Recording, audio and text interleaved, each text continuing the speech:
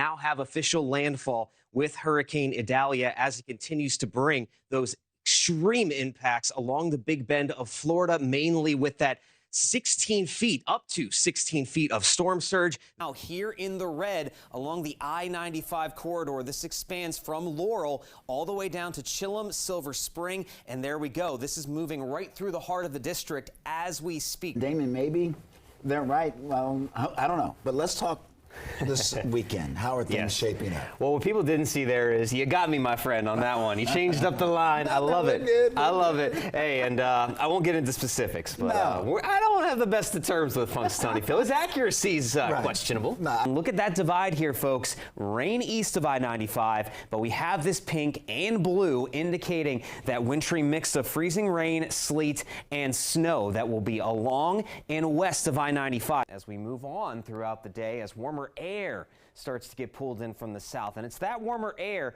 that is going to help spark up some steadier batches of rainfall as well as some thunderstorms by this afternoon. It's so hot outside. We're talking about ice cream in the studio. Ice cream. We'll take ice cream any night of the summer, Damon. I agree. Yeah, and I have an answer for you guys. It's the cookie with the ice cream in it. That's what I like the most. So good. Yes. 2 p.m. Notice how we still have a good portion of the area dealing with some of that light snowfall. Now down to the south and west, portions of northern Virginia, down toward Manassas, Culpeper, Woodstock, the snow will start to lighten up.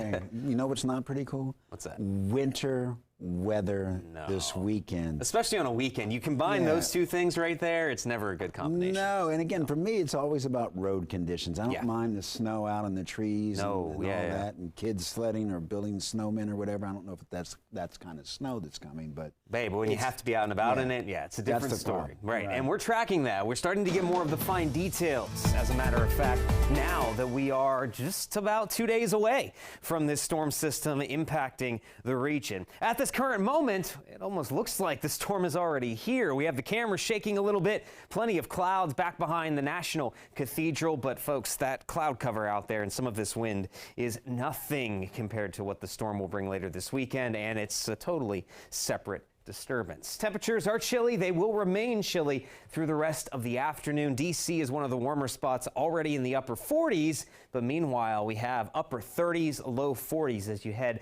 back to the west, closer to the I-81 corridor and the Shenandoah Valley. And there you go. Yes, this disturbance that passed us by to the south, it brought on a good bit of wind. It's going to remain breezy the rest of the day. Wind speeds 15 to 25 miles per hour at times, and that will amplify the chill in the air a little bit, if you will. And there you go. We have a frontal boundary crossing through, and that is what's kicking up a lot of that wind and keeping clouds locked into place. But the good news is we're not seeing any precipitation yet, and we should continue to stay dry straight through the day on Friday. It all begins on Saturday morning. And like I just mentioned, we are starting to now pinpoint down exact times and exact precipitation amounts with Saturday's storm system. Here we are, 8 to 11 a.m. Saturday morning. That is when light snow and a wintry mix will begin across the entire viewing area, including D.C. and the I-95 corridor. But within a couple of hours, that light snow and mix will be coming to an abrupt end close to D.C., I-95, southern Maryland as well, as we see just a switch over to rainfall for some of the main metro areas in the DMV. Now out to the west, that snow, wintry mix will be continuing as that precipitation amplifies, turns steady. The rest of Saturday afternoon into the evening will be the worst of this storm system before it quickly gets out of here very early Sunday morning, late Saturday night as well there. Now let's show this on Futurecast. Here we are, Saturday, 6 a.m.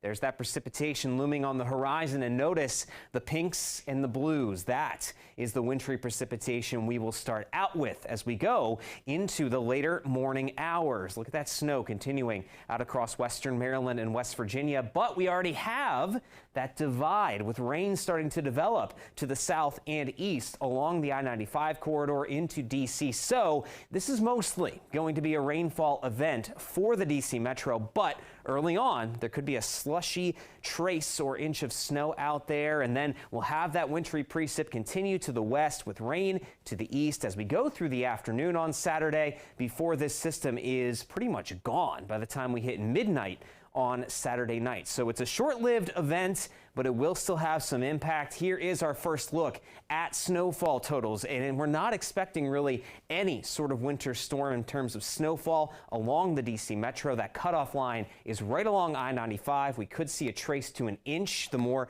to the east that you go, but then out to the west along the Shenandoah Valley up into the I-68 corridor, that's where you'll find your highest totals, possibly approaching 5 to 6 inches of snowfall. So definitely more of a winter event off to the west, but then off to the east, this is going to mostly be a rainfall event. So either way, rain, snow, whatever you end up seeing, it's going to be a mess on Saturday. Stay inside, adjust those plans if you possibly can. And then as we go into the second half of the weekend, Sunday looking much better with just some clouds hanging around.